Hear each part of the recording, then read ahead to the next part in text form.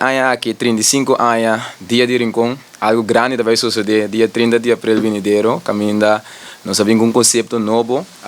Turene acaba com Turanha tinha parada de antanho, e da maneira cima dan, pero aqui a parada de antanho nós sabemos se algo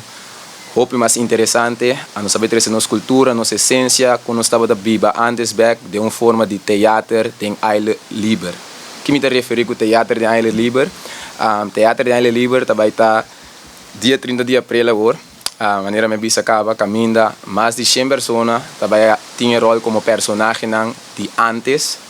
nós temos for de muita tem ainda grande e também sai nos assim apelação também no rinconeiro e também tu estão que interessar que por acto que tinha talento acercar-nos sem medo para join-nos em movimento aqui. Passou e teatro de aire livre, botinho imaginava mesmo de um estúdio na Universal Canando, então inteira caia de Rincón, não sabe concentrar em caia primordial de Rincón, caminho não sabe ter um teatro sumamente grande, para tour visitante, turene kutabini, dia de Rincón, por macamém, kiko verdade, dia de Rincón tá, não disso manto para topa ainda, pero sim, para aqui com nossa cultura tá, com nós estava da viva antes, kiko tour nós estava da usa objeto não, tudo isso aqui não tá bem back, dentro teatro de aire livre, caminho não sabe concentrar, riba 4 tópicos essenciais, caminha persona na iturene, por vai macamém essa aqui, então queremos, também tá algo inovável e também algo único, promebia, dentro 335 não, aí não, que tá tem dia de Rincón, nós sabe essa aqui, pensei nós tá pediturende,